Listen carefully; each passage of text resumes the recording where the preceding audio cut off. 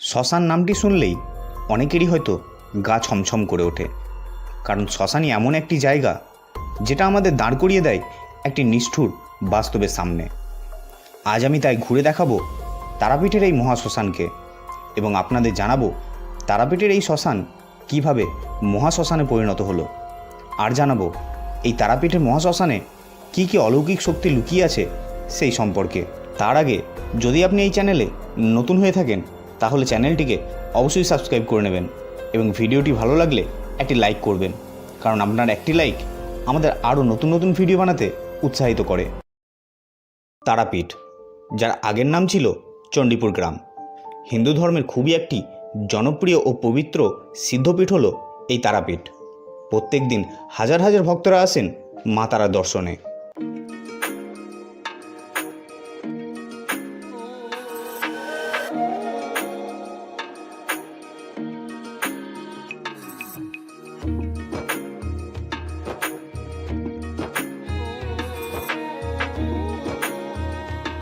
তারাপীঠ শহরের এক কোণে ঘন জঙ্গলে অবস্থিত তারাপীঠের মহাশ্মশান।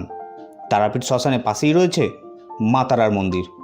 1818 সালে মল্লারপুরের জমিদার শ্রী জগন্নাথ রায় এই মন্দিরটি নির্মাণ করেছিলেন।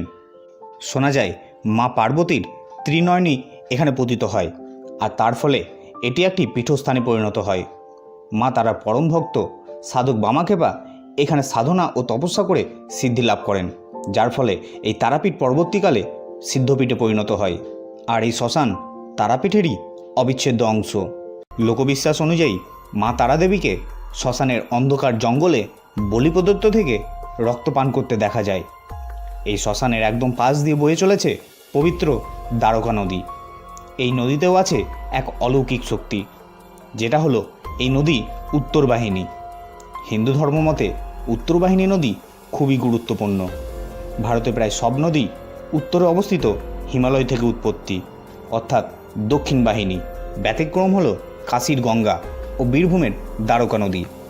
এই নদীর জলে স্নান করলে পূর্ণ হয় মনের সকল মনস্কামনা, দূর হয় সব পাপ।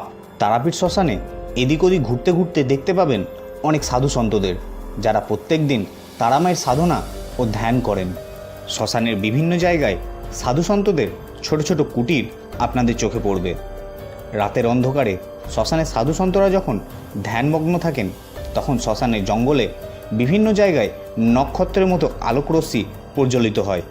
লোকবিশ্বাস অনুযায়ী এই আলোই হলো নাকি মা তারা। তবে সে সময় সেই আলোকরশ্মির কাছে যেতে সাহস পান না কেউই। তারাপীঠ শ্মশানকে আগের থেকে এখন অনেকটাই উন্নত করা হয়েছে। কাঠের চুল্লির পাশাপাশি এখন ইলেকট্রিক চুল্লিরও ব্যবস্থা করা হয়েছে। তারাপীঠ শ্মশান ঘুরতে ঘুরতে এবার আমি পৌঁছে গেলাম সাধক বামাক্ষেপার সমাধিস্থল ও পঞ্চমুণ্ডী আসনের সামনে। এটি হলো সাধক বামাক্ষেপার সমাধি মন্দির।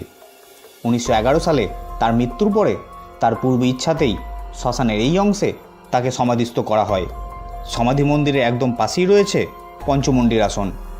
এই পঞ্চমুণ্ডীর আসন ঘিরেও রয়েছে এক অলৌকিক শক্তি। এই আসনে বসে সাধক বামাক্ষেপা তন্ত্র সাধনা করে সিদ্ধি লাভ করেছিলেন। খুব যোগ্য ও শুদ্ধ চিত্রের মানুষ না হলে এই আসনে বসা মাত্র সারা শরীরে তীব্র জ্বালা অনুভূত হয় এবং সেই জ্বালার ফলে সেই মানুষ উন্মাদ পর্যন্ত হয়ে যায়। অর্থাৎ এই আসন আজও পর্যন্ত জাগ্রত। এইসব বিভিন্ন অলৌকিক ঘটনাগুলি আজ তারাপীঠ শ্মশানকে মহাশ্মশানে পরিণত করেছে, আর তাই প্রতিদিন হাজার হাজার মানুষ এই পবিত্র স্থানে ছুটে আসে। তারাপীঠ মহাশ্মশানে ভিডিও আজ এ পর্যন্তই। ভিডিওটি কেমন লাগলো জানাতে ভুলবেন না, আর চ্যানেলে নতুন হলে অবশ্যই সাবস্ক্রাইব করবেন। ভিডিওটি ভালো লাগলে একটি লাইক করে দেবেন। ফিরবো খুব তাড়াতাড়ি নতুন ভিডিও নিয়ে।